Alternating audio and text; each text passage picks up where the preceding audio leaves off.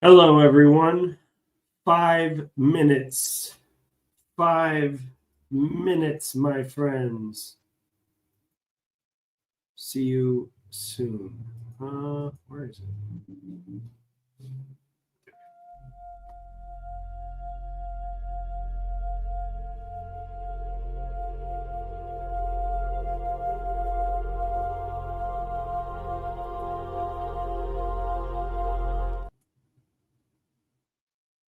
What is going on?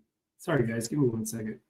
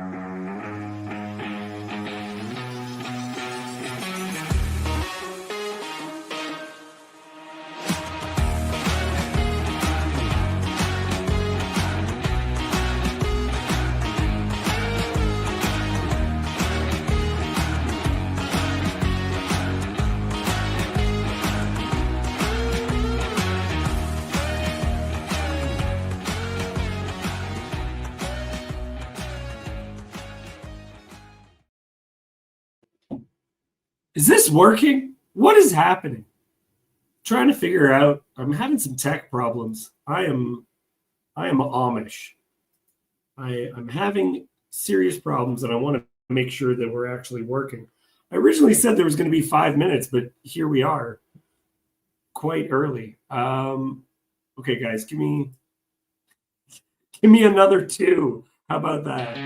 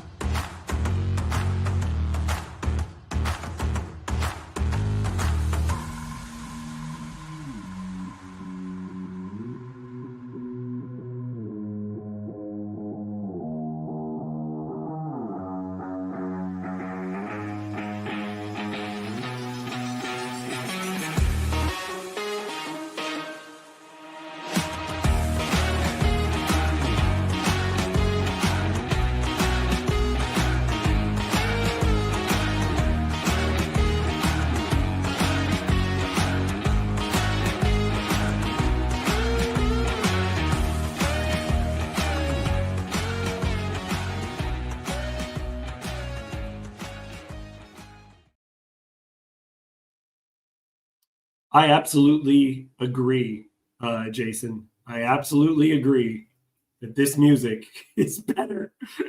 Is better than the 5-minute music.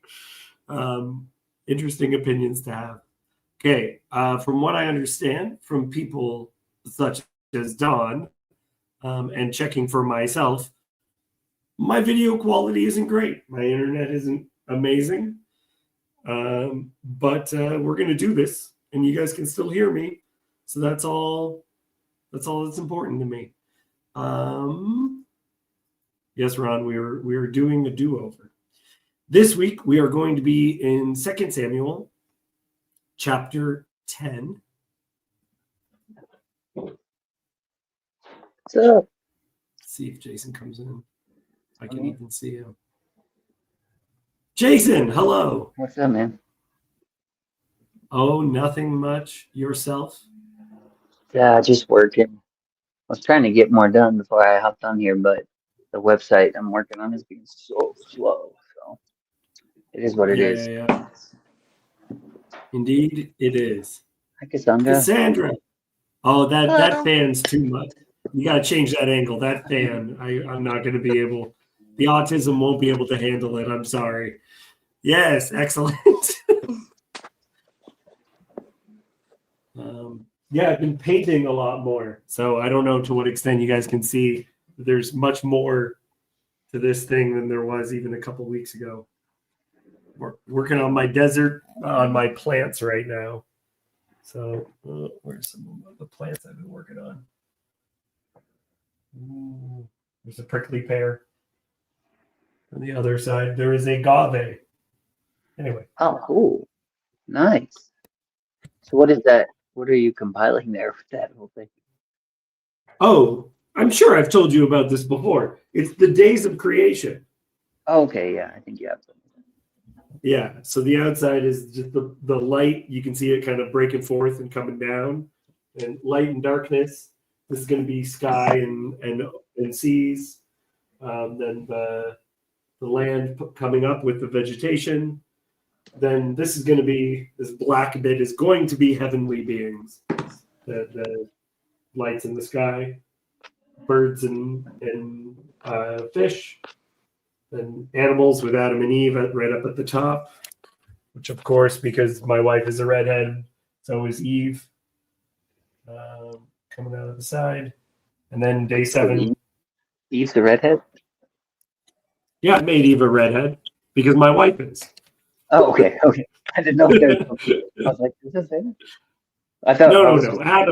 Adam's a redhead. Adam is obviously a redhead. Yeah. Ginger. Okay. Don says the 5-minute countdown music is good if you're coming on to announce the end of the world. Very absolutely. Yeah, it's ominous. Yeah, you guys have clearly come today because we're going to talk about a very sexy Bible story. Is it? Which one are we on? No, we're on Bathsheba.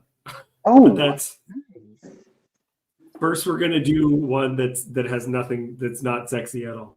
So I'm sorry, but it's what happens first. Yeah. what's the non-sexy one? I'm trying to find out where we left off. Chapter 10.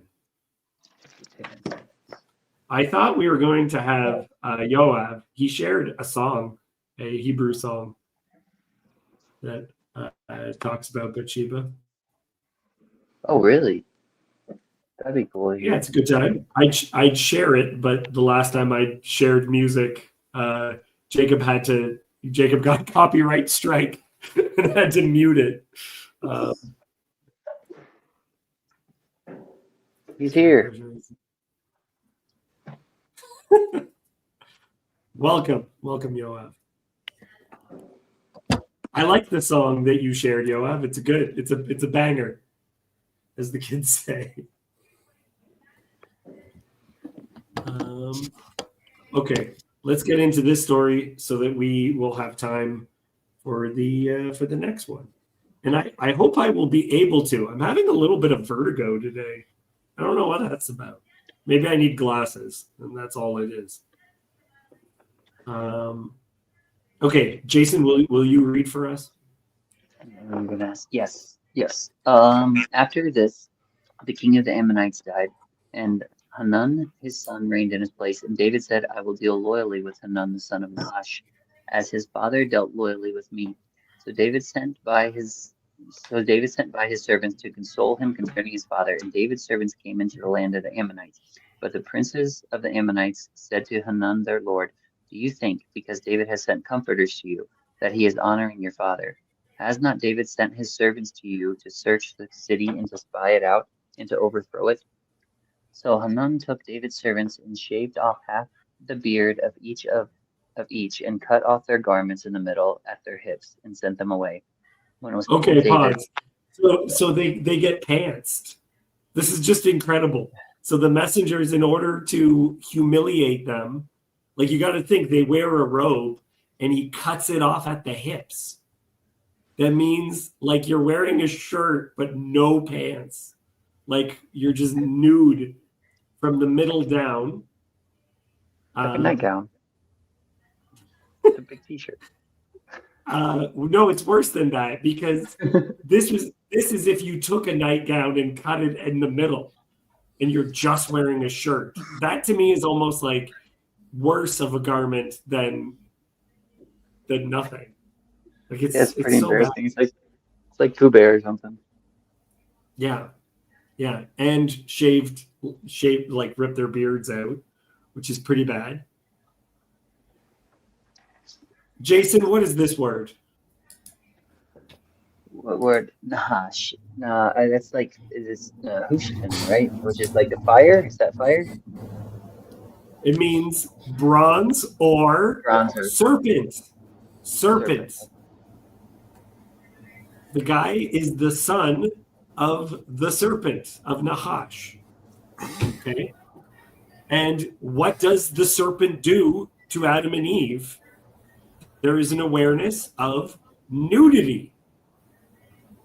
So the son of Nahash, the son of the serpent, removes the hair, makes them nude, sends them away. Sorry. It's just it's too perfect. Yeah, that's interesting. Kind of the revealing your father's nakedness idea or something with Noah and the whole thing in Leviticus. Yeah. Yoav, what do you think about this? I already commented it about when we did discuss his father in the previous chapters. I had everything. No need to repeat it today. Yeah, that's right. Nahash, the father, wanted to rip out their eyes, and it was said to be embarrassing, like shameful. And now we have another story, which is the son of Nahash is making them naked. Yeah, Wow. yeah, that's also Nahash. Yeah, that's exactly right. Good job. Which is one book ago. So it's the 11th chapter in 1 Samuel or the 10th chapter of 2 Samuel. Okay, let's continue forward. Want me to keep going? Actually, let's get now that I can see Cassandra, I will ask her to read if that'd be all right. Okay. When it was told David, he sent to meet them, for the men were greatly ashamed. And the king said, "Remain at Jericho until your beards have grown, and then return."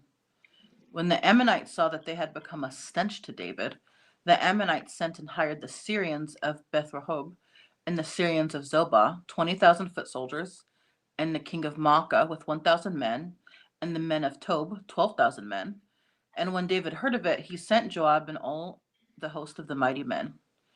And the Ammonites came out and drew up in battle array at the entrance of the gate.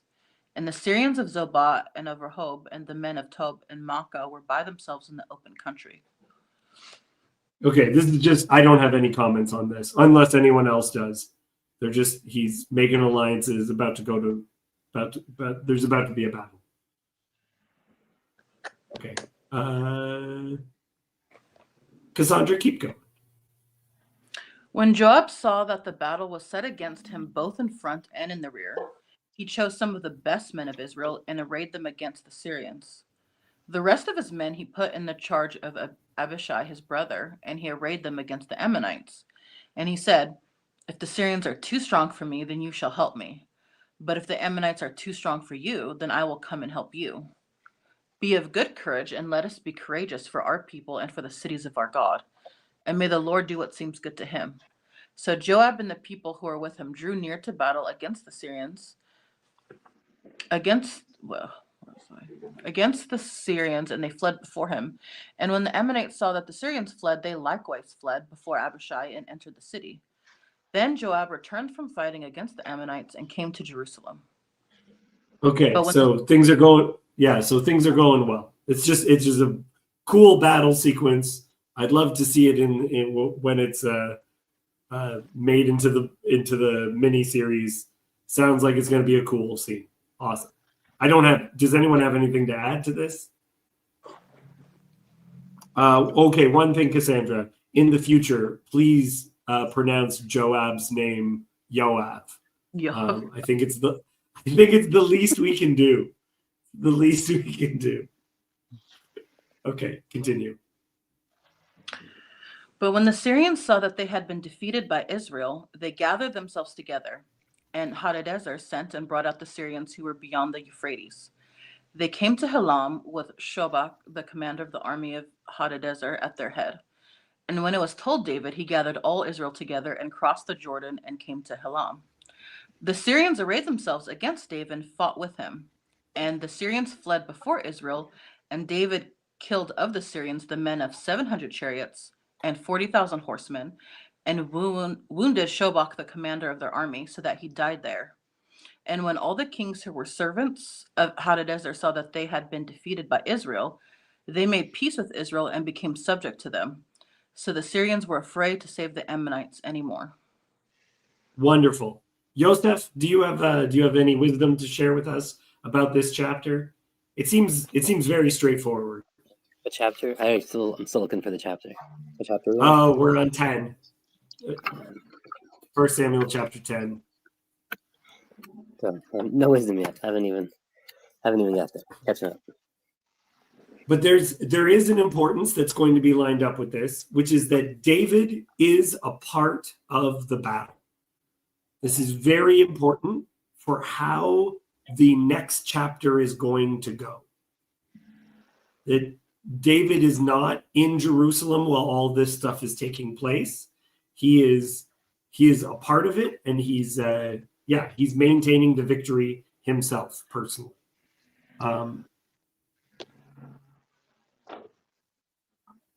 Does anyone notice anything else?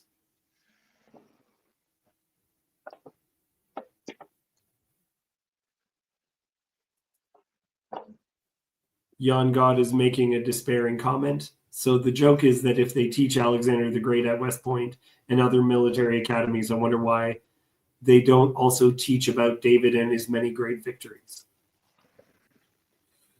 I mean, I don't see why. I don't. It's not a joke.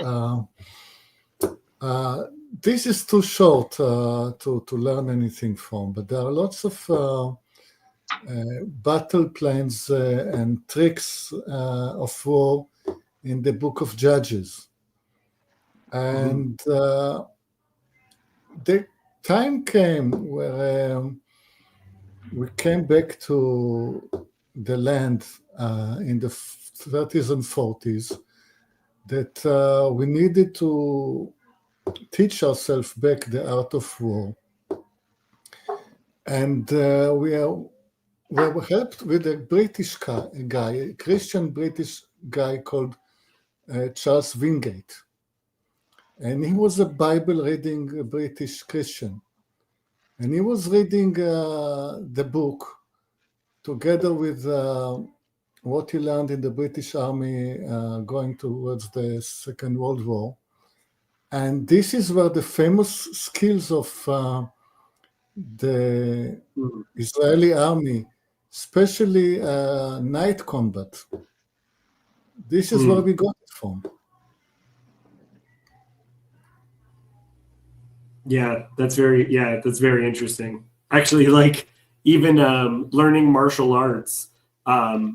What is considered to be one of the most useful ones to learn is Krav Maga, right? Which comes from Israel. So there is the idea that Israeli fighting style is not known is just incorrect. But Initially, Central European street fighting by Jews that comes to Israel, but yeah, it has a fascinating history as a self-defense movement in Europe first before it shifts over. Yeah. Does anyone want to mention anything else before we go to the next guy? I got nothing. Okay. Awesome. And we're going into one of the most famous ones. Just switch it over here. Go ahead, Jason. All right. In the spring of the year, the time when kings go out to battle, David sent Joab and his servants with him and all Israel, and they ravaged the Ammonites and besieged Rabbah. But David remained at Jerusalem. Pause. It happened. Pause. Sorry. This is so central, this introduction. You can introduce the story any way. It says in the spring of the year, the time when kings go out to battle. Yeah. And the chapter we just finished was all about how the victory was assured because David was actually a part of the battle. Yes, for sure. But where is David for this story? He remained in Jerusalem. There is a city called Rabbah of the Ammonites, which is in current Hebrew called Rabbat Ammon, Rabbah of the Ammonites. And in Arabic, it's called Amman, and that's the capital of Jordan. Oh, so Rabbah of the Ammonites is what you're saying, right? Mm-hmm. Yeah, Rabbah of the Ammonites is Amman. Yeah, perfect. Also, it doesn't say spring in Hebrew. It didn't say what? It doesn't say it's the spring of the year. That very first sentence isn't actually the Hebrew, right? It's v'yehi l'teshuvat hashana le'etzet hamalachim.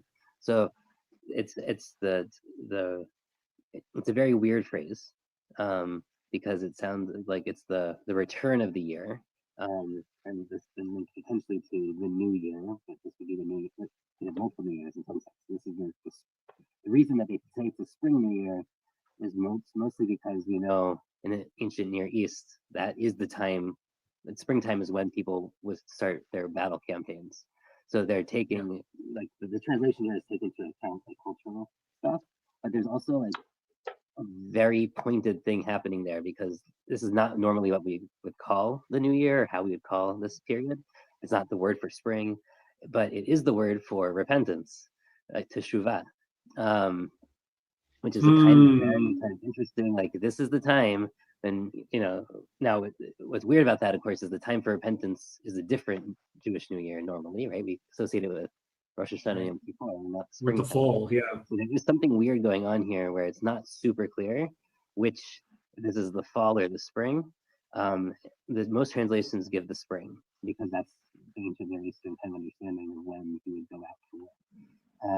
Would you say, Yosef, that the reason why the wording is the way that it is, where it could be more specific, is to give it the double meaning of repentance? Yeah, I mean, yeah. I think it's purposely using a weird word.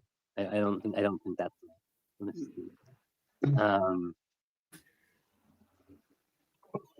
There's also some other like weird. There's some very specific choices here, I think. So it has this. I'm trying to look up in the previous chapters. So it has the Shema for beings. I was using it for interesting. This here's what's happening. And the destruction of Israel in Torah to use the word Shema. Oh, sorry, Yosef, I can't hear you. So that this word here in the first line, you have it translated as rabbis, And it means to, like, to destroy that. You know, it's specifically also used for the destruction of facial hair in the Torah. So it might also be tying in the previous chapters, even though it's not the word used in the previous chapter for the hair. It's actually a really weird word. For what the word they use for shaving is not standard. They use yifrot, which is, it means to cut, but not usually hair. There's a bunch of funny things here that are going on. Also, the assuming, right? So there's purposeful back referencing here. So the word for to besiege is also the same word used for the flints, but like the flint, like the blades of the massacre that we had with the play earlier. The way the boys were just playing and killing each other. Right. That was also used this word for, and then we also have these are all the sons of Surya, right? So we keep getting there's a lot of wordplay going on here where the author seems to be very, very cognizant and is picking very specific words. Just in this first verse, right? I think 3 of the words automatically are wordplay words for the past 4 chapters. Yeah. Well, in addition to me, to me, this is very important for people because one of the lessons I learned very early on at Bible college was this idea that the text wants to be interpreted a particular way, and that the writer is not just spitting stuff out and this is just how it kind of accidentally fell together. There is a tone being set here where it's already introducing ideas that are connected with brutal scenes and is connected with the notion of repentance. And it is to me, it's very clearly setting the stage for how we're supposed to interpret this story. We'll get some more. Go ahead. Well, I kind of have some. I mean, if you can go on if you want to, but I guess I kind of have maybe more questions around this. I'm just trying to understand it because whenever I've read this in the past, it just sounds like a weird, like one of those God laws or something to me. I don't know how to describe it. In the spring of the year, like the time when kings go out to battle. So it's like you can kind of understand the times if you're watching or something. And the connection with repentance. This part has always reminded me of when Jesus mentioned in the Gospels, like, watch the fig tree and all the trees, you know, so you know that the time is near. I don't know why I always draw that connection there. And then you have John the Baptist, like in the Gospels, calling them to repentance. And it's like this weird sort of, like, if you're watching, you can not just the natural year, but like maybe even a nation's like cycle or something. You could kind of discern when things are happening or what's going on. I wouldn't be surprised if there is some of that symbolic stuff happening. But one of the main ideas is both New Years, that like the 2 major New Years that Yosef was referring to, they're both lined up with harvest festivals, right? Even when you're determining when the festivals are, will be in relationship to when specific things are ripened. So what you have is like you have an issue of supply lines whenever you're doing kind of things, right? So there is a very natural reason why the raids would happen at particular times, right? So that's part of it. Yeah.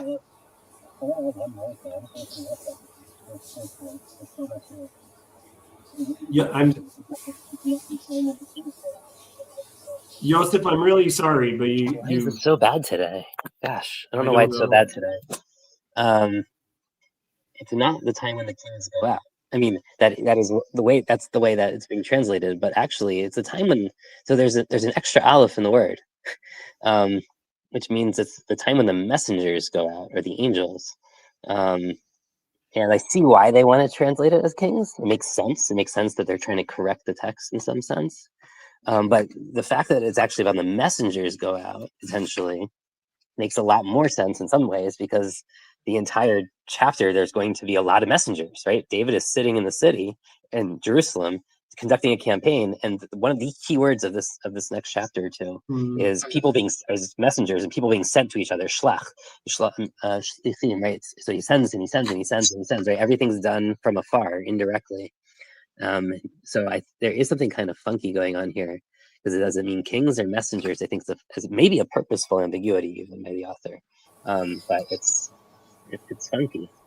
So sorry, I don't understand what's happening here. The first line of this chapter in English and in Hebrew are completely different. Correct. When I read it in Hebrew, it's very clear. I mean, yes, the language is a bit ambiguous and it hints at many things and it's nice, but the contents is completely different. It's not about the king, it's about the messengers. Because how did the story begin? David sent messengers to the Ammonites, and they returned and they stand in Jericho. And David waited for a year. And at the day, a year after their return, he went to battle. Because he wanted to, he gave the Ammonites a year to repent. And they didn't. It's very clear. It's not kings. It's those messengers that we talked about earlier. It could very well be. It may not be repent, right? It might be to respond or to answer. Like he might be waiting for the Shema when he gets the answers from his allies or his tributaries, right? Like there's a time when the messenger should come back from the allied kingdoms, and they don't return. So that is, to me, I think you're right. I think that's the Peshat reading. I think that the attempt here to make this kind of fit into an ancient Near Eastern thing and rereading the text and correcting the language, I think is very forced. Okay. So fascinating. I'm very interested in this too, because I want to know what the translations are based on. Because it might be that the Dead Sea Scrolls and I'm gonna have to look into what the differences in different or like different documents is.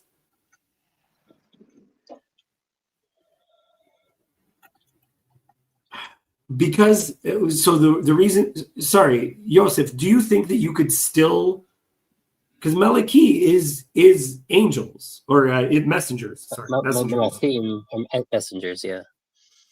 So, but you're saying it could be translated as kings? No, I mean, you'd have to literally say that there's like an extra letter that was put in by the scribe or author, and you have to delete that letter to make it into kings.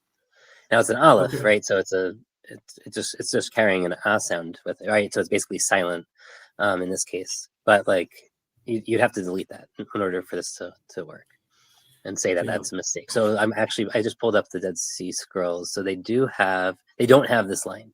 The part for 2 Samuel 11, we don't have verse 1 for it.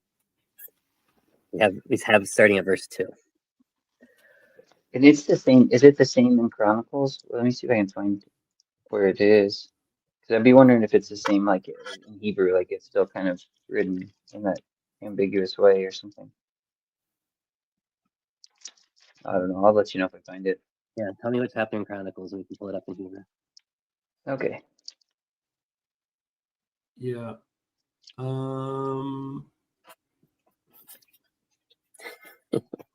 And it came to, Septuagint is, and it came to pass when the time, the year for kings going out to battle had come round. That's the beginning line. Okay, so maybe it's based on the Septuagint then. It's First Chronicles chapter 20, verse 1.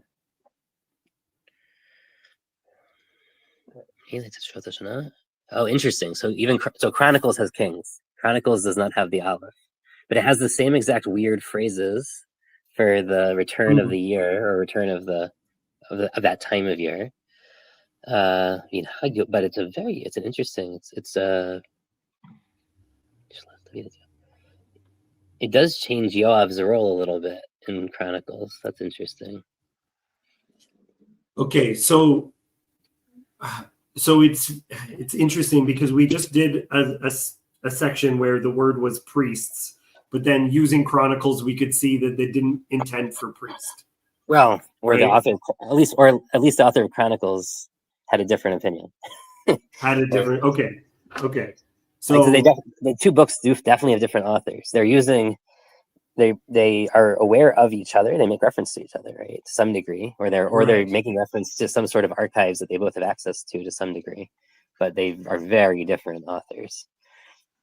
right. I don't know what Jan God's saying. I don't read Greek, so, but it sounds interesting. Yeah, I'm not sure. Okay, so this is my interpretation of this passage is going to be related to an idea that David ought to be part of the battle. So I do think that that's partially because it's the time when kings go out. But even if you don't have that, even if it's when the messengers go out, I think we're going to see something. Even the word for walking, the grammatical, like the phrasing in Hebrew is a notion of like walking back and forth. Like I would I don't know, Yosef, correct me. You could translate this word walking to be like pacing, like to go back and forth. Would you agree? You could. It's it's not. I don't know. I mean, you could go that way. But you can also just mean, to go for a stroll. Really, I mean, like, it doesn't have to be a. It doesn't have to necessarily be a back and forth motion. I think that's an excellent word too, because part of my interpretation is that this is not an act of lust. This is an act of boredom. Like it is an act of lust. It's a sin which is sprouted out of boredom. So here, let's continue on so that we can talk about more bits of the text. I'd like that. Cassandra, could you read for us starting in verse 2? It happened late one afternoon when David arose from his couch and was walking on the roof of the king's house, that he saw from the roof a woman bathing, and the woman was very beautiful. And David sent and inquired about the woman, and one said, "Is not this Bathsheba, the daughter of Eliam, the wife of Uriah the Hittite?" So David sent messengers and took her, and she came to him, and he lay with her. Now she had been purifying herself from her uncleanness. Then she returned to her house, and the woman conceived, and she sent and told David, "I am pregnant." Okay, there's so much here. Okay, couple of things. Number one, because we were having the conversation, the sending of messengers. He sent messengers. That's the same word that Joseph was saying for kings, that when the time when messengers are sent out, he's now sending messengers to do let's just say non-military reconnaissance is happening there. What kind of a bathing is she doing? How do we interpret the kind of bathing that she's doing? Do you think it's sexual, or is there even nudity? Because in some traditions, like if you look at women in India, they will wash they'll go down to the water fully dressed. Yeah, but that's not Jewish tradition. I mean, she's doing a purification. She's basically going to the mikveh. I mean, this is mikadesh b'tumatat, right? This is cleansing. This is cleansing from ritual impurity. So this is almost certainly either post menstruation impurity or post zava impurity, which is similar. That's very important, because what does that is, mean? but she would be fully naked for that. I mean, like, we don't have dressed immersion in Judaism. That we have no evidence for any history of it. There's nothing. It's always fully nude. So then, okay, I'm agreeing with Yosef. The importance of it being related to her period means that we know the parentage of the child. It can't be debated because she just had her period. So if it could be her husband, it would be, you know what I mean? Like that is this is a different egg. It also points to Oria actually, even though he's called a Hittite, probably being Jewish, and that she's very careful. They're like carefully observing the laws of family purity, and David is like doing the opposite of that in some way in this scene. And Bathsheba is also a Jewish name. Well, there's no question. There's no question she's Jewish. The question is whether Oria. Yeah. Well, I mean, we know who her parents and her grandfather is because they're super important for the story. Her grandfather's Achitophel, so we know that this is a very we know her parentage. There's questions about Oria's. Yeah. And I have a quick question. Yeah, go ahead. No, make your point first.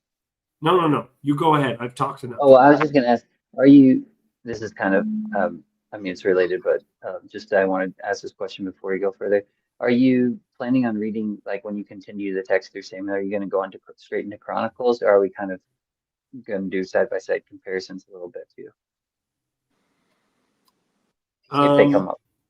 I mean, we could bring in Chronicles to it. I was just my plan was just to focus on here. Well, okay, yeah, that's fine. But I just there's like a few differences in the Chronicles text, but I don't know if we want to touch on them. But with the Bathsheba thing, I had heard somewhere, Joseph, I don't know if it was from you, maybe it's from Hezi, but I thought there was a connection with this story and the Judah and Tamar story. Like Bathsheba is also like the daughter of Shua or something.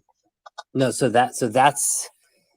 this is a theory that Matthew Peugeot has.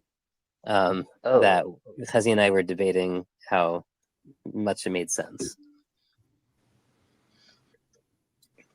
Okay. Yes, because there is potential, because Bathsheba in one place in Chronicles is called Bath-Shua, and Tamar is literally Bat, the daughter of Shua. So Matthew thinks that they're like, he has a whole symbolism like connection between the two, but on a more basic kind of literal reading, it seems that the author of Chronicles is trying to connect them purposefully. By doing that, or they just got confused. Right, that's another total possibility. Is it's one letter difference. They wrote one letter different because they're similar sounding letters, and so there's the question of how personal is that symbolism, and what's going on there. There's definitely plenty of symbolism later with Tamar and like the two Tamars, which we're gonna get after the story, right? But one could see that here too. It's also here she's like sanctifying herself from her impurity, and in the other story, Tamar, the word used for prostitute there is a kadesha, which is the same word as sanctification, except it's like a Canaanite kind of priestess role of a fertility. Like a prostitute or not prostitute, that's the wrong word. It's really a temple prostitute, but there's a nicer way to say that. So there are some like interesting linguistic connections maybe going on between here and the other one. When she says she's pregnant, so Tamar says she's pregnant, it doesn't, like there's that part of the scene. So there's definitely some interesting things there. I also think it's really interesting, sorry, to go back for a minute, like this. So there's a double introduction to this chapter, right? You have like verse 1, which is like this whole setting the time period. And then verse 2, like you have this setting the scene, like the very specific scene, like it's evening time and he's been like resting on his couch, which is like kind of, he's been resting on his couch all day, it sounds like. Now he's getting up to like walk around at, at dusk. To take a stroll, as you said, after sitting on his couch for a while. But he's like on his couch, he's like lounging around. He's, and there's this like weird, it's interesting though, because Oria literally means God is my light. But David's like at dusk, right? It's kind of like he's evening. It's like dark, right? There's a kind of dark light play going on here, which is kind of interesting between these characters. And then there's one other interesting thing, if you want to bring in your Dead Sea Scrolls or Josephus, both of those versions actually add one thing to Oria when they introduce him here. They say he's specifically Yoav's armor bearer. So it implicates Yoav much more in the story of like, hey, this is like Yoav's guy, who's his squire essentially, Well, whatever. I think it's in Chronicles. Uriah is labeled as one of David's mighty men. Yes, he's one of the 30. Yeah, if you're just reading First and Second Samuel, this is your introduction to Uriah. But if you are looking at all of the texts we have, so you might think, oh, this is just a random guy, but it is not a random guy. It is someone known to the king whose house is near the king's house, right? And who battles on behalf of it's one of his fiercest warriors. Comment. So we have the king lying on the sofa, waiting for the evening, and then climbing up the roof and pacing a little bit. Either he's gone very decadent already within a year, or it's simply the time of year. I mean, it solves the question of what time of it. It's either the beginning of the summer or the end of the summer, because this is where you get intense dry heat in Jerusalem, and you just cannot get out of the house in the middle of the day. So you just stay in the house, lying on the sofa, before the invention of air condition. When the evening comes, you go up to the roof to catch some cool evening breeze. That's nice. Yeah, I do. Yeah.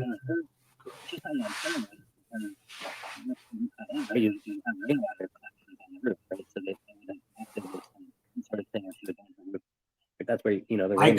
caught it. Yosef, I caught the words rainwater and Oh, roof.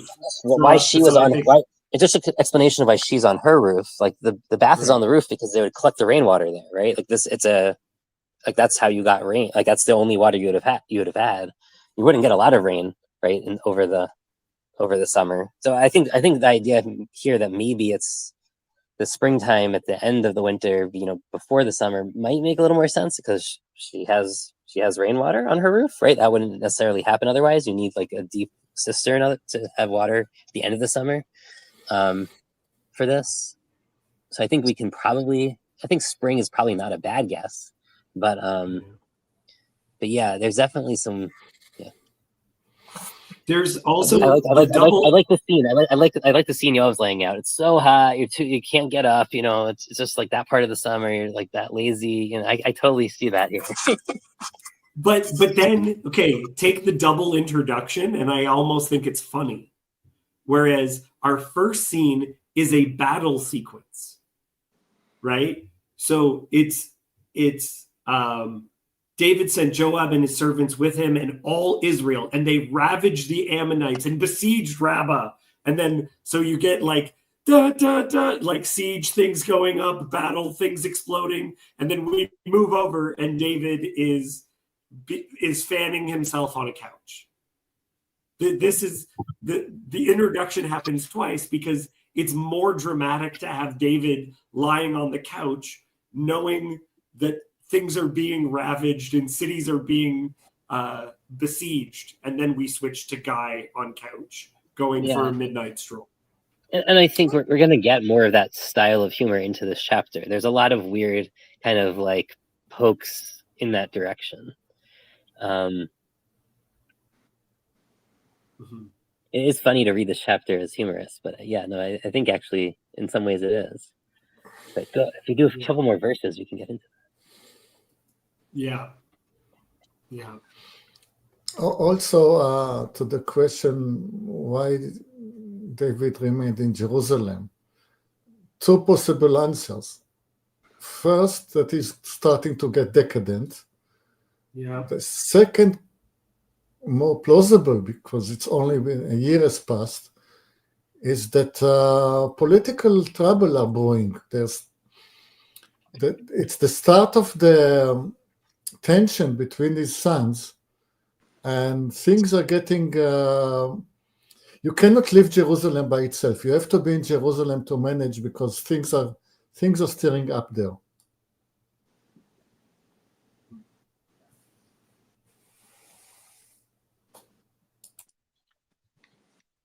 Okay, I don't know what else I would want to say about that, but I do think okay. No, if anyone does anyone want to say anything else, Cassandra or Jason, have you guys noticed anything?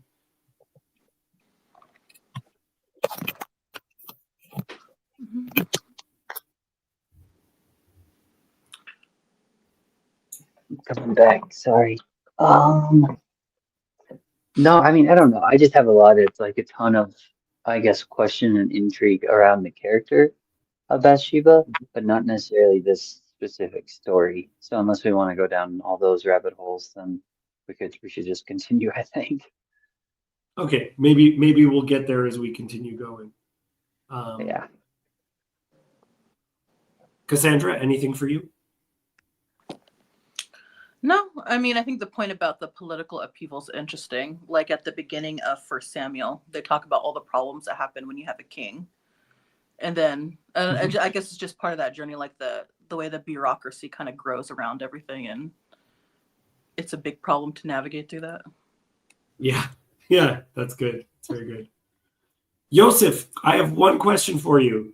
Do you think she's bathing very sexily? And do you think she knows that the king can see her? I doubt it.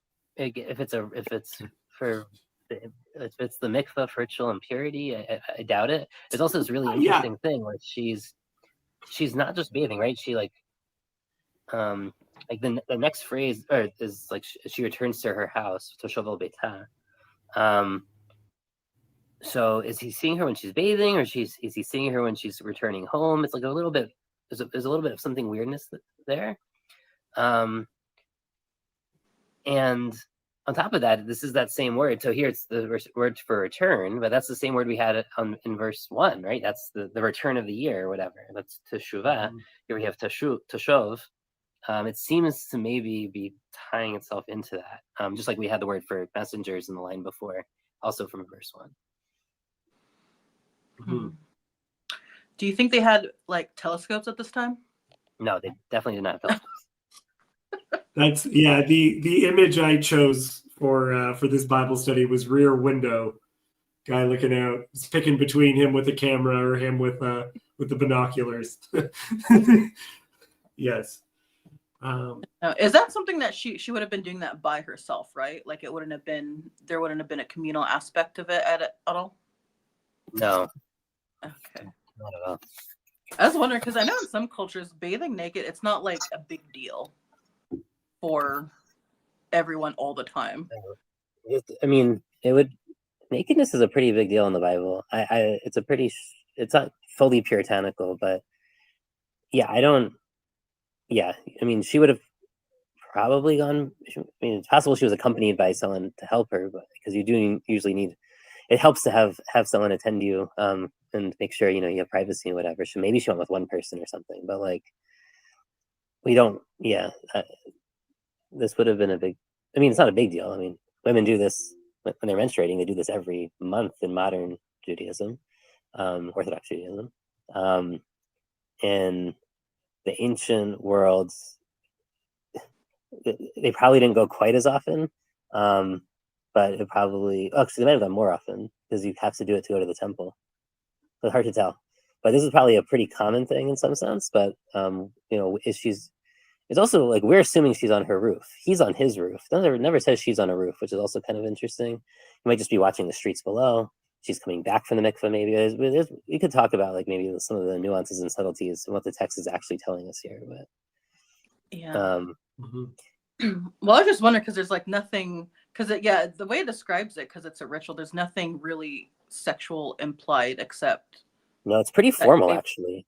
The Hebrew is pretty formal. Like and the woman, became pregnant and sent to tell David, and he tells her, and she tells him, I am pregnant. Right? It's like very kind of stilted and formal sounding. It's like very odd.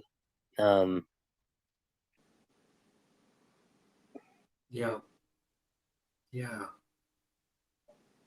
Well, so the only mention of anything that is in the least bit, it seems, sexual about it is just noting that she's beautiful. But this is not an action. Yeah. It's also actually, it's the same phrase that's used for Joseph being good looking. And then, of course, Potiphar's wife tries to sleep with him. So even more than Tamar connection, I actually see a Potiphar's wife, Joseph connection here with that. Wonderful. Okay, let's continue on. Cassandra, you read last, so I'm gonna ask Jason to read now. I gotta unmute. Okay. So David sent word to Joab, "Send me Uriah the Hittite." And Joab sent Uriah to David. When Uriah came to him, David asked how Joab was doing, and how the people were doing, and how the war was going. Then David said to Uriah, "Go down to your house and wash your feet." And Uriah went out of the king's house, and there followed him a present from the king. Okay, Uriah pause. slept. Sorry. Let's pause Yeah. 1 second. There's plenty to say there already. Yeah. So this right here, how he interprets "wash your feet." What's the thing about feet, Cassandra? You know what I'm gonna say. What Yeah. are feet? It's euphemistic, right? It's for referring to his genitals or whatever in that way. Yes. I mean, it probably means to go sleep with your wife. Yeah. Because Okay. also the Yes. phrase before, "Reid leveitcha," there's a whole there's sometimes when the word for house is also wife. So go down to Yeah. it's could be right. Go down to your wife, and go be intimate with her. However, it is kind of interesting, right? Because he's bringing up washing, which is, of course, it might be a subliminal, like, I slept with her after she was washing, so there might be something there too, right? Where the washing comes up again. But I have to go back to the verse before, because how the war was going, the Hebrew is much funnier in some sense, and Yoav will see this, right? It's saying he should ask for the shalom of, so David asks about the shalom of Yoav, the shalom of the nation, and the shalom of the battle. Now, the shalom of the milchama, the battle, is quite a funny way to say it, right? How is the peace of the battle, of the war, right? Like, yeah. it's I mean, yes, it does mean like how it's going, but like there is something funny there. I think it's very kind of intentional, where he's very kind of divorced from the battle, and he's kind of like like he doesn't see it as actual battle in some sense, almost like, hey, is Yoav peaceful right now? Is the nation peaceful? Is the battle peaceful? Like, what? Yeah. He's like so disconnected in this whole scene from everything that's going on around him. Because I think it was Leonardo DiCaprio, that movie, The Iron Mask.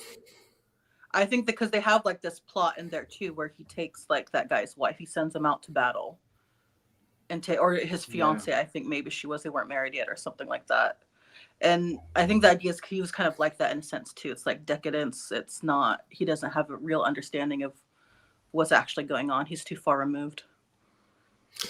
Sorry to inflict a new original theory upon you. This is high society in a very conservative, patriarchal society. There is no way that Bathsheba will wash on the roof where somebody can see her, especially since it was in the evening. It was in the evening that David came up to walk on the roof. Even if she was a little bit uncareful, I don't think that David saw much. I think what's happening here, that he has already seen her in the street, the neighbors. He already knew her. He knew how beautiful. He knew who she was. He saw that she's going in and out of the mikveh, so he knew that it was the time to call her, to sleep with her. Maybe. I mean, it is weird, right? Because it does say "Vayar isha rochetzet me'al hagag." That's ambiguous. Is it that she's on the gag, or is he on the gag and he sees her rochetza? Right? Like there is something ambiguous in that phrasing. I'm saying he saw the fact that she was bathing. She not necessarily saw her while she was bathing. All he needed to know, I mean, it's not that he saw her and he became love struck. He has seen her much for years before. They were been neighbors for years. Right. It's also his employees. Like it's one of his best. Like it's one of his 30 men, right? It's one of the Shloshim Giborim, right? It's one of their wives, and it's Achitophel's granddaughter, which means that she probably grew up around the palace anyway, because Achitophel's been around this whole time for years. He's old, right? So he just saw the fact that it was the right time to call her. Yeah, which would fit with the Potiphar's wife thing, right? Like she waited for a specific day when everyone was out of the house in order to seduce Joseph, right? She bided her time.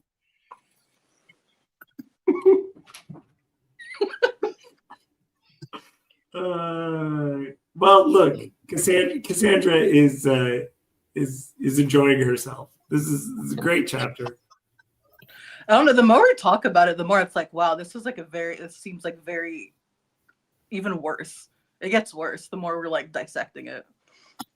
Oh yeah. Oh, it's gonna get so much worse. So let's make it worse. Jason, continue on. Verse 9. Kirk, I didn't even know you were there. I didn't even know you were there.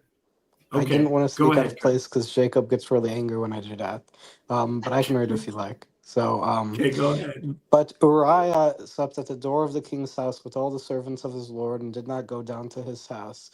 When they told David, Uriah did not go down to his house, David said to Uriah, "Have you not come from a journey? Why did you not go down to your house?" Uriah said to David, "The ark in Israel and Judah dwell in booths, and my lord Joab and the servants of my lord are camping on the open field. Shall I then go to my house to eat and to drink and to lie with my wife? As you live and as your soul lives, I will not do this thing." Then David Okay, said pause. to Uriah, That was great.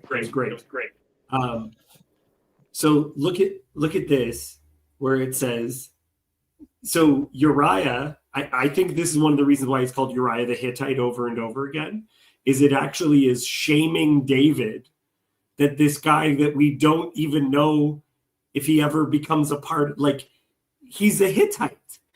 The Hittite has more respect for what is going on than the king of Israel at this time. Well, I think I do think he is Jewish, probably, but we can talk about why he's called a Hittite. But yes. But there definitely is an element of this. We talked before about the daughter of Saul, the daughter of Saul, the daughter of Saul. He's Uriah the Hittite, right? Yeah. And it's so interesting. The ark and Israel and Judah dwell in booths. And my lord Joab, and the servants of my lord are camping in the open field.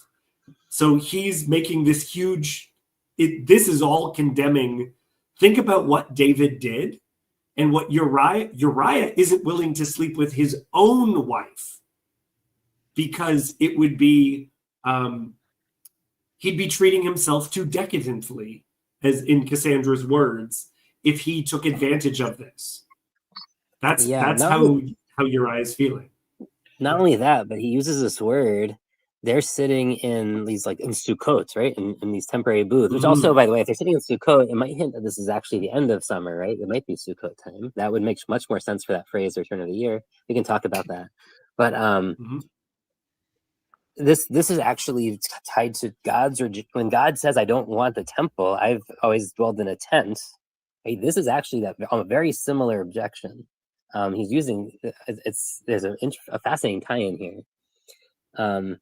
That just like David, once he built this house for himself, and then he felt like God needed a permanent house and not a tent.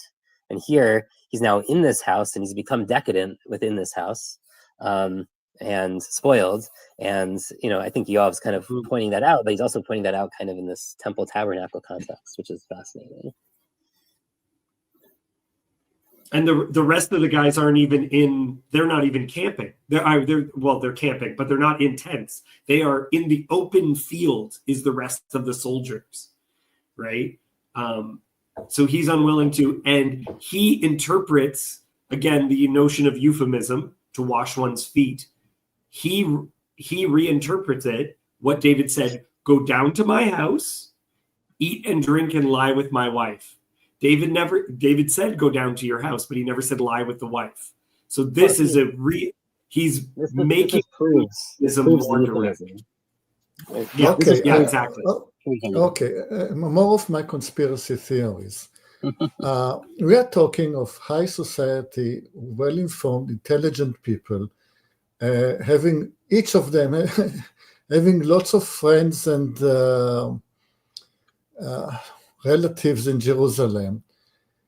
I will give Uriah the benefit of doubt that this is what he felt, but my interpretation that he knew exactly what is going on. And he was saying to David, I'm not going to let I'm not going to raise your child. Under consent to it or... So that's very interesting, Yoav, because either interpretation, I think, shames David. So one is that Uriah is doing it deliberately. If he's doing it accidentally, it's almost more embarrassing for David, in that David is saying this action would be shameful regardless. And so it's making Uriah so much better than what David has done in this story. Yeah. So I want to bring in a new element too, which is this phrase in Hebrew. It's not just in the field, but al pnei hasadeh, which is a very specific phrase. It's not used very often. So it automatically rang bells in my head. Specifically, two places. One, in Genesis, when Abraham buys the cave of the Machpelah, the burial cave, to bury Sarah, he buys it from a Hittite, the Chiti, right? Ephron Chiti. He buys it from the Hittite, and it specifically uses this phrase there on the face of the field. So it might be kind of recalling that, which is interesting. We can talk about why it might recall that incident. The other place that comes up is very specifically in the middle of Leviticus, where when you have the in one of the purification ritual ceremonies, where when you're purifying a leper, and you send out one of the birds al pnei hasadeh. So there's one bird that's killed and one bird that's left alive. It's kind of like the scapegoat ceremony, right? Where you have one alive or one that's killed as a sacrifice and one that's let go into the wilderness. So the one that's let go into the wilderness is purified, but it's covered in blood, right? So it's kind of and it goes out into the field covered in blood, right? So I think there might be a couple of different places where this is playing with some weird interconnections that I don't have worked out in my head exactly, but like this phrase is super rare. The only other time this phrase comes up before this point in Tanakh that I can think of is when Jonathan, with the incident with the honey, when he ate the honey, it was also pnei hasadeh. So that's and then Saul wanted to kill him, right? So there's a Hittite connection, a wanting to kill connection, of being sent out into the field, bloody connection. There's a lot of different things going on here, but as part of a purification ritual, right? There's a lot of different interplays just with that one little phrase. That is like, I'm not sure which direction to take it. In that Jonathan story too, don't they eat the blood in that one? At the end of that, that's at the end of it. They eat over the blood, and that's we had a whole long discussion about what that may mean. Yeah, where the blood may still have been in the animals. So you said the field, the burial field, there's a connection here with this story and that story in Genesis. And then you were saying the word shalom came up when he was asking about the shalom of the battle.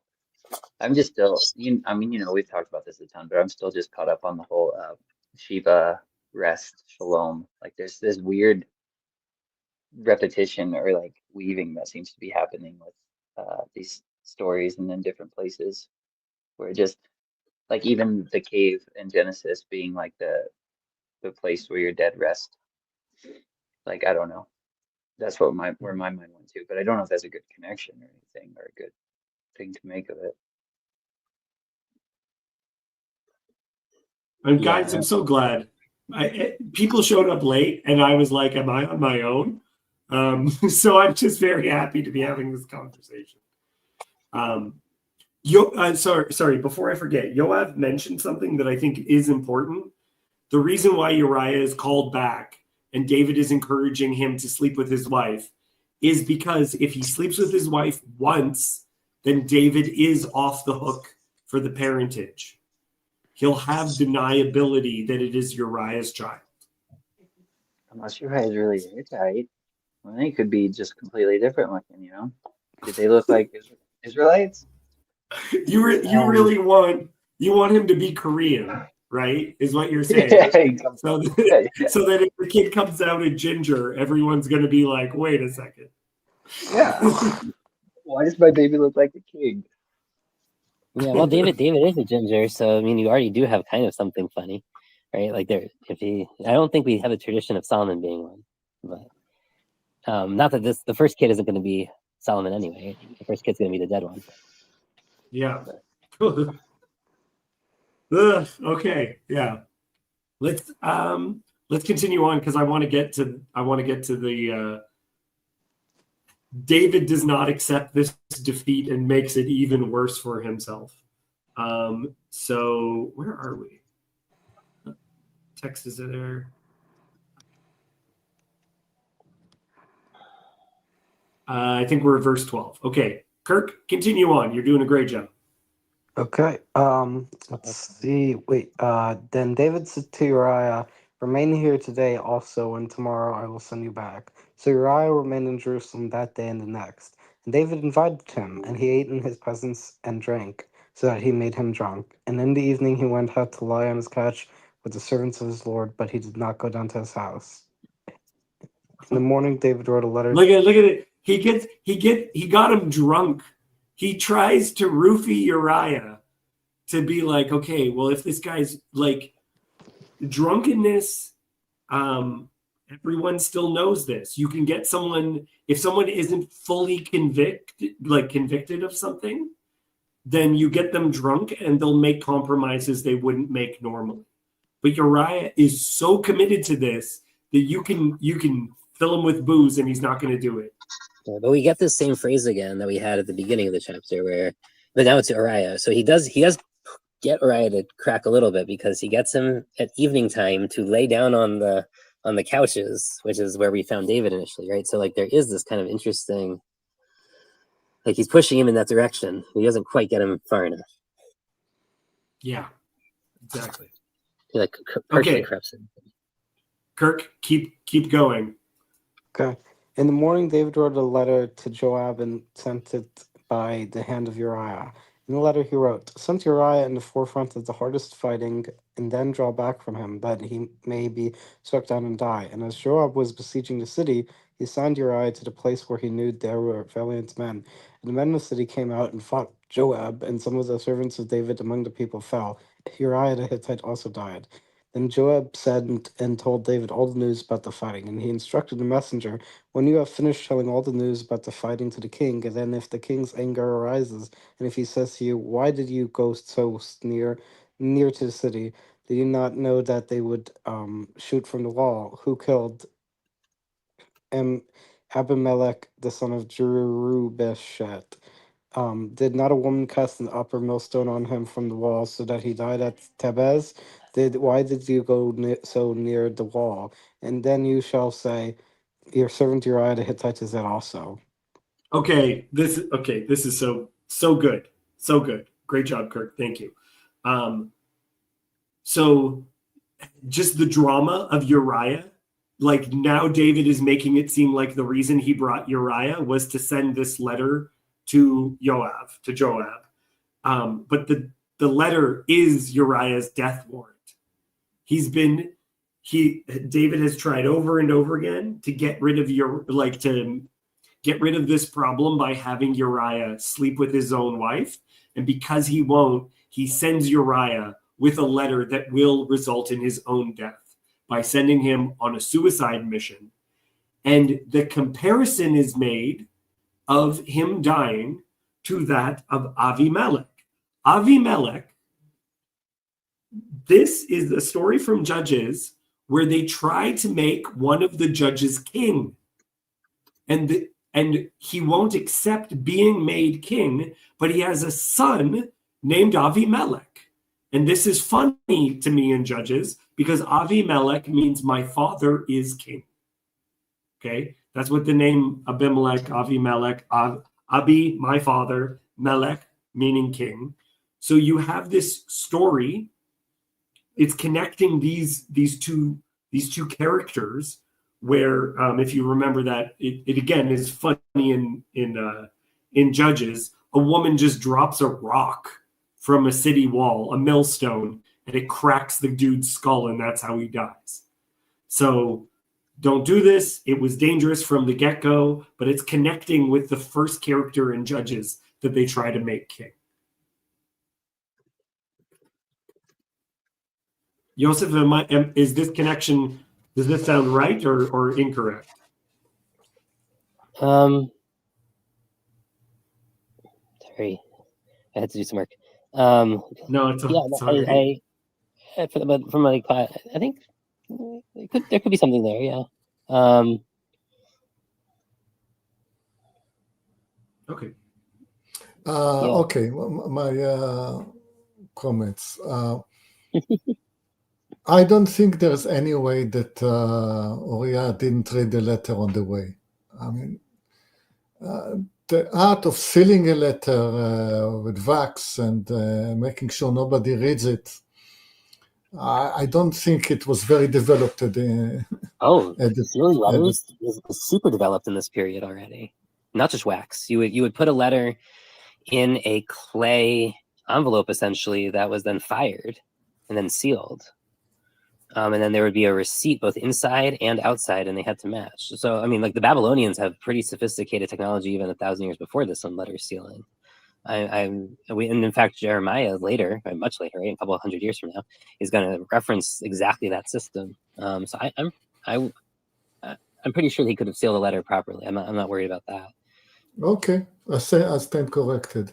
And another, again, the names. There is another name here that ends with Seth. We had Mephibosheth and Ishbosheth, and now we have there is another name, Beshet. The name, the ending Sheth was meaningful, and it's probably a name of a deity.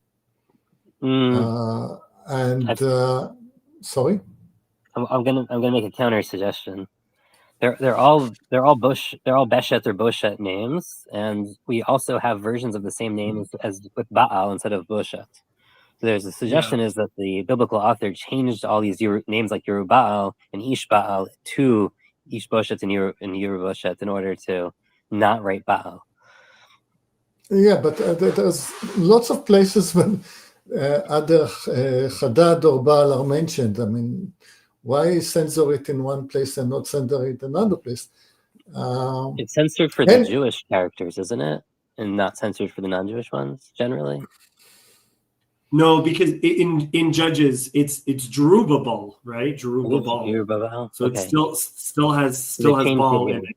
I mean, look, we know Shet is an Egyptian deity, but Shet exactly. Egyptian, but Shet is Baal. So like I don't know that it helps you because Shet is just the translation of Baal. Perhaps, and again, Melech could be the Molech, could be the Molech deity, not a king. So that I have a harder time believing. We don't see Molech till much later in Jewish in Tanakh. It's possible, but I mean, he just isn't. He's not associated with these kings, and we don't really find him until 100 or 250 years or so after this. It is an interesting theory, Yoav. The reason I go in a different direction with Abimelech, the Jerubbaal, by the way, it is debated exactly what the name means. Because in the text it says, shall Baal contend, or like could be contending with Baal or something like that, but it's debated. The Avimelech, the reason why I do think it's a reference to king is because you have a judge who they say, we're going to make you king. And he said, I couldn't possibly be a king. Anyway, here's my son. My father is king. Right? To me, it's funnier if it's a reference to king because they tried to make the dad king. He says, no, I can't be king. Here's my son. My father is king.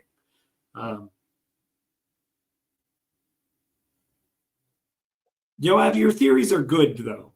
Even if I disagree with them, they're fun theories. There's also this interesting thing. This phrase "chamat hamelech," the anger of the king, is very is much more famous from the book of Esther, and Esther might be using that phrase from here, and that's specifically it's the anger of the king at Haman at the end of the story. So someone where they were kind of on the same side, and then they kind of turn against each other in a betrayal scene, right? So there is potentially Esther might be trying to reference this too, which is kind of cool. Okay. Don't be afraid to kill my theories. There are lots of where it came from. Oh, I'm not too afraid. Like we're giving you the right amount of pushback. Your early theories were great. Okay, they can't all be great. Okay, Cassandra, could you read for us now? 22. So the messenger went and came and told David all that Yoav had sent him to tell. The messenger said to David, "The men gained an advantage over us and came out against us in the field, but we drove them back to the entrance of the gate. Then the archers shot at your servants from the wall. Some of the king's servants are dead, and your servant Uriah the Hittite is dead also." David said to the messenger, "Thus shall you say to Yoav, do not let this matter displease you, for the sword devours now one and now another. Strengthen your attack against the city and overthrow it, and encourage him." Oh, pause there 1 second. David's response, it's just so cold. Like, oh, things happen, right? It's so, he really is lining it up with, like accidents happen. That's the way that he refers to that. The sword devours now one and now another, in battle. Random things happen because that's what this was. It was random. Okay, finish this off, Cassandra. When the wife of Uriah heard that Uriah, her husband, was dead, she lamented over her husband. And when the mourning was over, David sent and brought her to his house, and she became his wife and bore him a son. But the thing that David had done displeased the Lord.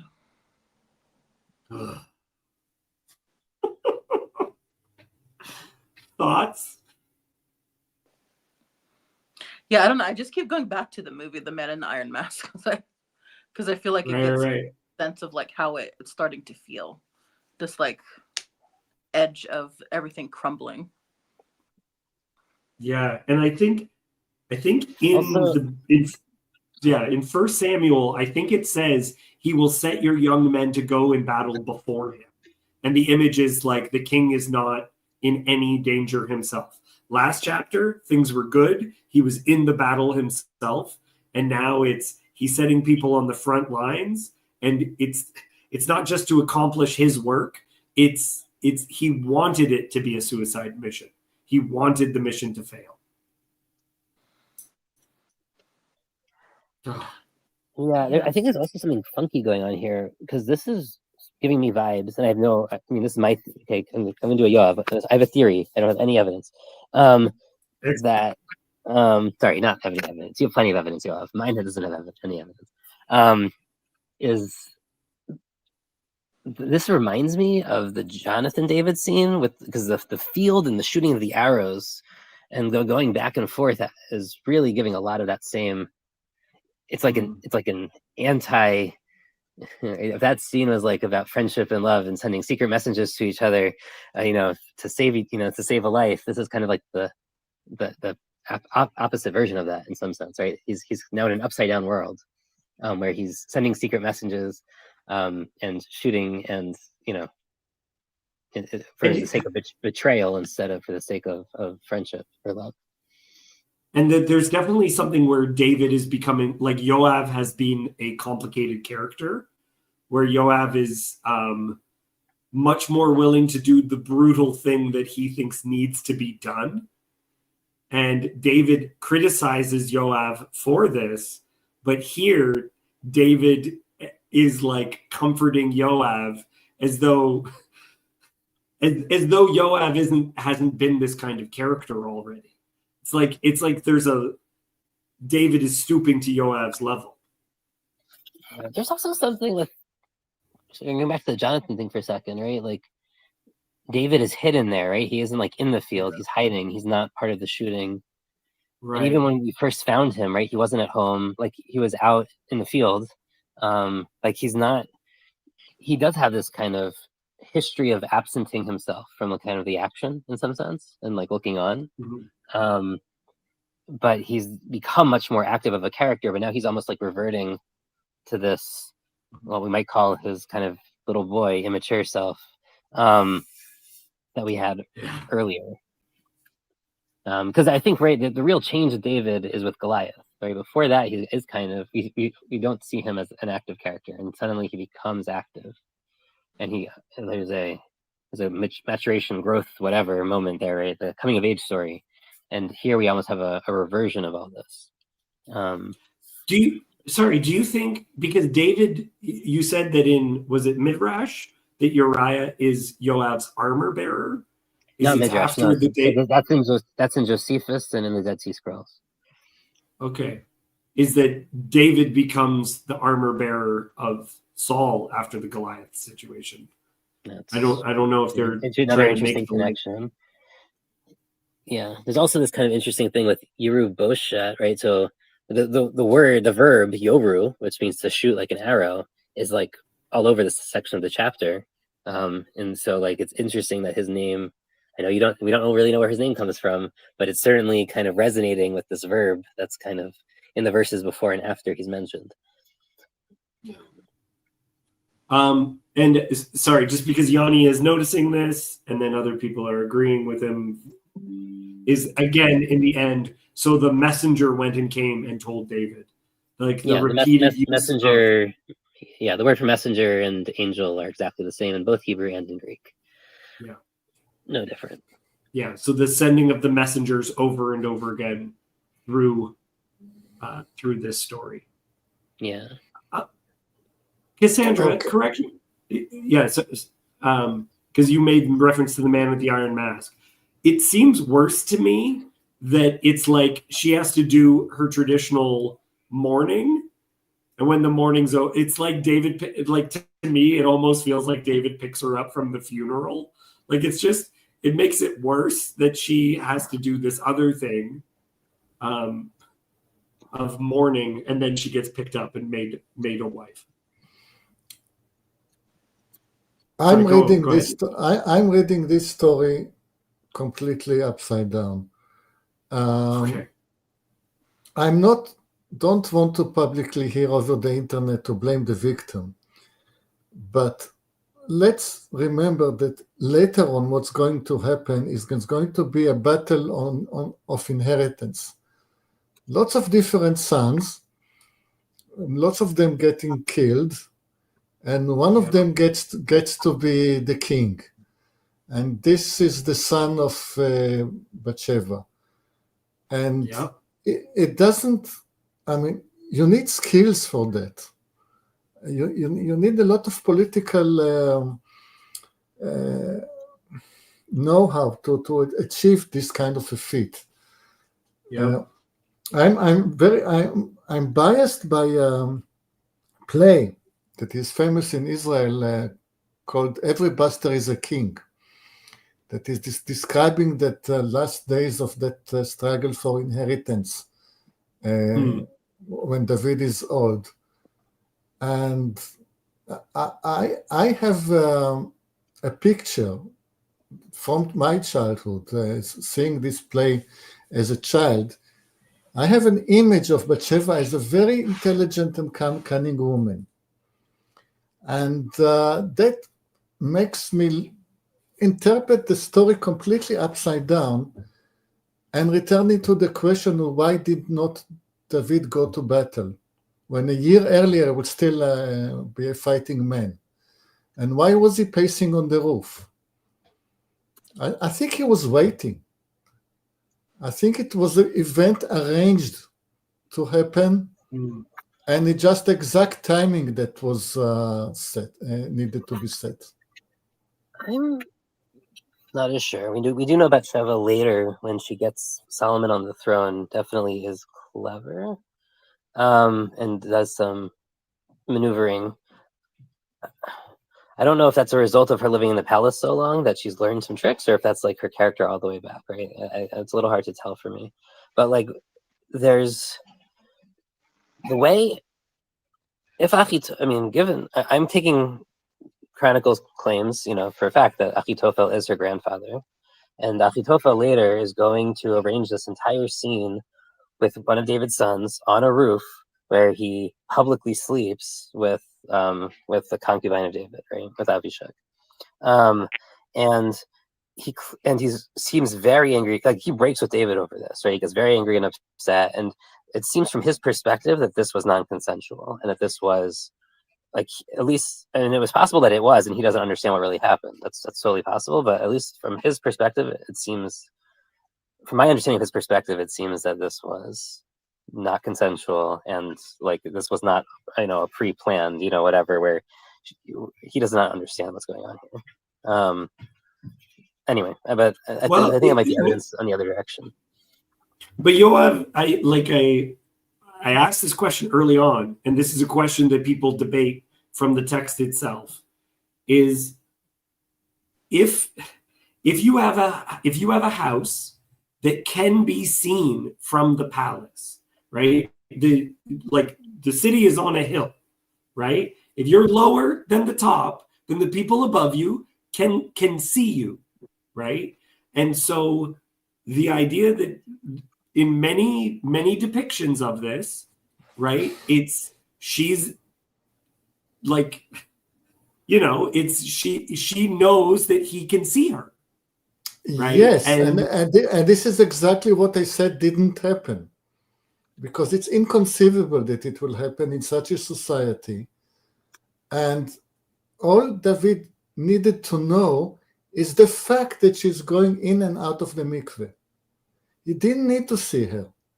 I mean, if he was full of desire, he was full of desire the day earlier. Yeah, maybe. Yeah. It does say he sees her, so it's a little bit hard for me to totally. He sees her going in and out of the mikveh. Well, and I was wondering, even this wording, is not this Bathsheba, the daughter of Eliam, the wife of Uriah the Hittite? Like, I don't know. You can read it a variety of ways, where it's like, to what extent is it unknown? To what are we talking about here? Yeah. Also, Eliam is one of the other 30, by the way, of the 30 David's men. Uriah and Eliam are both the 30, right? So Uriah is already married to the daughter of one of his coworkers, basically. And on top of that, right, Eliam is the son of Achitophel, who is an advisor to the king, right? So there's a lot of kind of, maybe nepotism. I don't know what's the right word here. It's not nepotism, but there's like protexia, right? There's a whole bunch of stuff going on here. It's like complicated family and political dynamics. Yeah. Cassandra's just in the chats making jokes on any comment people are making. It's great. I mean, it's not entirely a joke, right? I don't know. The image I'm getting is it feels like, like maybe he probably didn't see her fully naked, but it's like a girl's locker room. It's like, they're naked in there. So that's like the thing that I'm getting, where there's kind of a sense of like, maybe there's things he knows, or where the bathroom or what it is. Maybe it's not as, I don't know, out there as like obvious as being actually naked on a rooftop. But then again, if you're on the rooftop, maybe in the evening, evening, there are no street lights. There are no darkness. Electrical lights in the house. It's the evening, and it's not just next door. If it was next door, he would know who he would not inquire who she was. But it's great ambiguity, though, because with the relationship to her cleanliness and everything, like you definitely, and the way that it speaks of David going for a stroll, you could debate whether or not it's an act of lust and there's seduction, there's an element of seduction, or is it just boredom?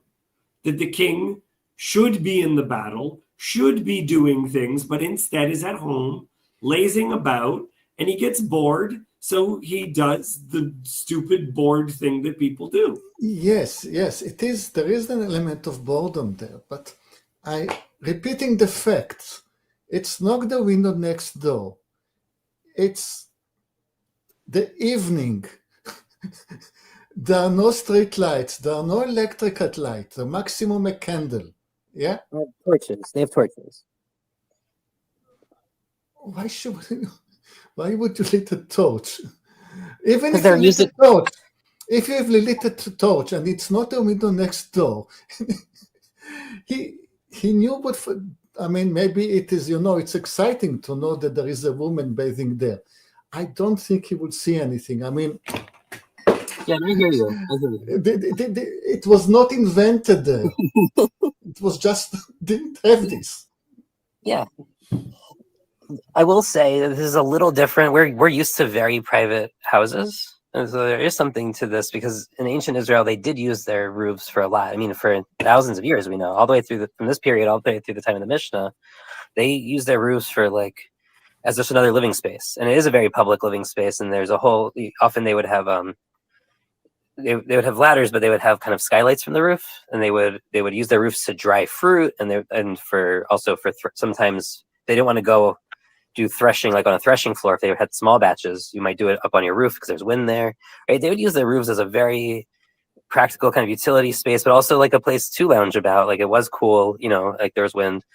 And a lot of this is terracing, right? Because it's just the sides of hills, right? So a lot of these houses were terraced, and the king's house is at the top, right? The top of the hill of Jerusalem, and all the other houses are below it. Kind of can picture steps, except that the top of the steps are the roofs of the houses. But yeah, it is kind of interesting to think about what the architecture must have been like for this story to have occurred, and because I don't think how could he really see down into the streets? Could he only see the rooftops from his own roof? There's kind of interesting questions there. Yeah, and I'm not sure that his house was the tallest house. I would assume being the king, but reading back a few chapters earlier, I just don't think it was necessary. We know with Solomon's it is, because Solomon's house is attached to the temple, basically. We don't know for sure with David's house. Yeah, there's no temple, so David's house is not. There's no temple, but he's already said he wants to build it, and he's already built his house. Is Solomon's house where David's house was, or is it in a different place? I don't know. That's a hard question. I don't know. No, the city of David is very far away from the temple. Well, sort of. The city of David is not really the city of David in the sense, right? They've never excavated properly under the temple. We don't really know what it looks like under there and how far the city extended into that area. When you look at the reconstructed maps of ancient Jerusalem, they do assume that it goes all the way up to the Temple Mount, and that the king's house, usually they depict it with Solomon's house, of course, is right between the temple and all the rest of the houses, basically. Anyway, if you're up on the roof and you're the tallest house, and you're the king, everybody in the city knows that the king is up on the roof and can watch you. Yeah. And if the king is going with binoculars and watching women, everybody in the city knows it. Mm-hmm. Did you just have that prop with you the entire time and you didn't use it until right now? No. Now I don't even know if we're supposed. No, I used it before, but you're too immersed in the text to notice. Just roll back the film when this is finished. It's like the gorilla, the people with the basketball and the gorilla. Yeah. It was there all exactly. the time. We just didn't see it. Yeah. Okay, so I'm maintaining that. There is two stories here. There is the story for the kids and the story for the sophisticated politicians of Jerusalem. And there are two different contradicting stories. Question: do you always have binoculars right there, or did you know what we were only today? Do I always wear a hat? No. Okay. There are. Yeah. I bring the prop suitable for the occasion. Yeah. Okay. Good. Next time I'm gonna bring a sheep. But a very cute a very cute sheep that you will feed, you will nurse right up against you. In VeggieTales, it's a rubber duck. Well, we'll get into that next week. Okay. Anything else anyone wants to say before we close down shop? It's a great conversation. Jason, let me check in with you first. Jason? No, you want a second, or No, sorry. I just had to. I was trying to save something on my computer and I couldn't click over to unmute myself. Sorry. I don't really have much. I like what you all have said about Bathsheba being clever. Because like I said, to me, Bathsheba, just the character lines up with so much different stuff for me. Even going into the Gospels where Jesus talks about who's going to sit at his right hand. I think that's obviously Bathsheba if you follow the text, maybe in a symbolic sense. But then just with Yoav bringing in the fact that he thinks, in his mind, ever since he was a child, she was kind of cunning. Even takes me back to kind of the book of Genesis, just with kind of, Adam and Eve and the whole, I guess, feminine archetype thing. So yeah, she's kind of like the right queen of heaven or something like that.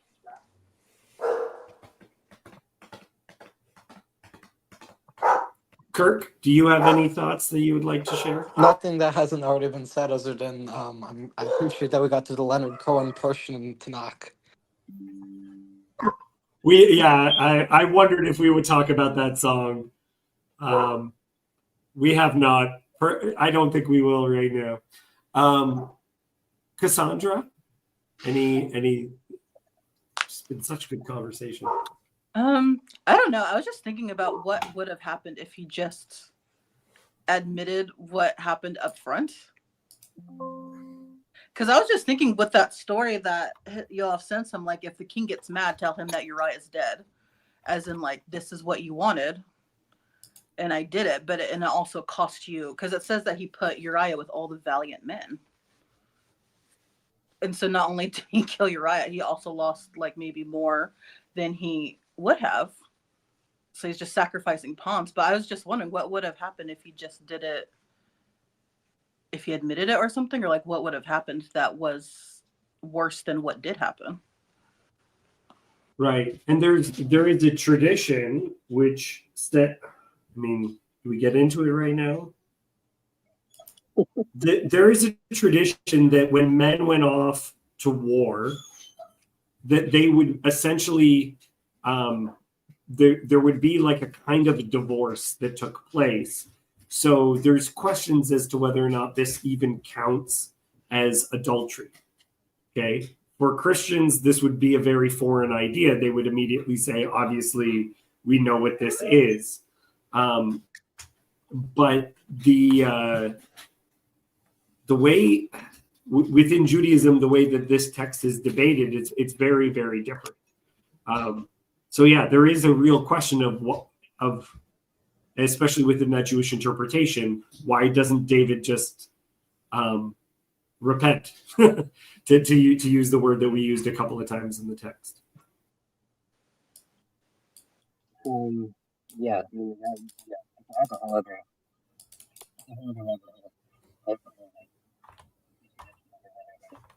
You're saying very wise things, but I cannot hear I'm them. sure. Yeah, that's a whole rabbit hole. That I know we're at the end of time here. Maybe a discussion for another time. But yeah, we need to talk about this very differently. I will say, so this commentary is interesting. It has a good point that this is a well-known motif in ancient Near Eastern stories where someone carries their own death warrant. It happens in the legend of Sargon, from the old Babylonian legend from like 1,000 years earlier than this text, at least. And it also happens in the Iliad, right, with King Proteus, who suspects someone of adultery, and he gives them a letter. Bellerophon, right, has a letter that basically is his own death warrant. So this is kind of an established literary motif, which is also kind of interesting. that they're whether this was a historical motif, and this is how people actually acted, and this was like the thing, or David is actually acting out this trope on purpose, like he's living. He has this idea, right? He's seen this on TV before, right? So he's going to do this plot, or the author of the text is purposefully trying to push us in the direction of thinking about this motif and connecting it to other stories potentially, which is kind of interesting. But yeah, it's over and over again. The image of someone carrying their own death warrant continues to this day because it's just such beautiful irony. And again, this is why I like to think Uriah doesn't know, is the irony of what Uriah says, which is like in dramatic irony, he doesn't realize that he is calling David out when he says, I couldn't possibly do that. Like think about how everyone else is in this horrible position. I couldn't be a layabout at home sleeping with my wife. And that's right? important. Calling David out's important for the Jewish reading of this text too. Not just you already added one twist, but the other one is that he is acting inappropriately to the king and not showing him proper respect. Right? This is one this whole thing, where there is this line of thought that like he is calling David out in multiple ways, either intentionally or unintentionally, and David, has reason to think he's being disrespectful, in a way that David cares a lot about respecting the king of Israel. We know that, like that's a super important line for him, and he, through the story, through the disrespect, he might, yes, he was trying to get his way in the first place with, Uriah should sleep with her, so he, hide the infidelity, whatever. But he might have really, we can talk about whether his cause is legitimate. Like, does the king get to, execute someone who doesn't respect them properly? We can talk about the legitimacy of that, but like, we know for him that's a line, and we know, and it seems like perhaps he has decided on a certain course of action at some point here to kill Uriah because he feels that he's been disrespected. And I think there is something to that, right? Yes. Yeah, well, I was thinking there was no one to tell him like Abigail did, that if someone did do something wrong against you, you didn't have to act on it straight away. You would be vindicated eventually. Yeah, what is that? What is Abigail? What are his other wives? Right? Why isn't? Right, we know Michal already. He's had a falling out with, but how come? He's kind of alone on the roof, except for the messengers, sort of, and he's not. Again, he's disconnected. And if he was more integrated socially with his family, whatever. It's very interesting because this story is so standalone. Like it really kind of, it feels like it's its own section. Like it is intentionally its own episode. Okay, we're going to talk more about this stuff next week because this story we talked about it a lot, and we'll talk about it more because there's so much to it, and this is the beginning of the end, sort of a thing. But that end is very long, of a spiral that's going to take place. There's a real structure because last chapter was the height, right? Last chapter was David was king. He was ruling in righteousness and justice, right? Like that. It was very laudatory, right? And we have this in 9. I'm sorry, and suddenly we have this shift, and it's really hard to explain the shift. Like I don't think the text justifies like what happened exactly. There's some hints, but like we went from this climax of, and we have this actually. The Solomon story does the same exact thing, by the way. I think it's around chapter 5, between 5 and 6, where like. And Numbers does this too, between chapters 10 and 11, where it just suddenly like we go from this building up, and then suddenly the collapse of everything. And we have a list of failures, that build on each other and build on each other. This seems to be like a style of storytelling in ancient Israel, but it's also like, yeah, we're in the back half of the story now. Yeah, it is. It's not, and it's going to become less and less family friendly. We'll just say that. So, yeah. Okay. Yes. Meanwhile, back at the ranch. That's great. It's very good. Okay, guys. I'm going to call it there. Thank you so much. I hope everyone is blessed by this little Bible study. Thank you. I was very blessed by everyone's conspiracy theories. Everybody's, okay? So thank you very much. See you guys later. Bye.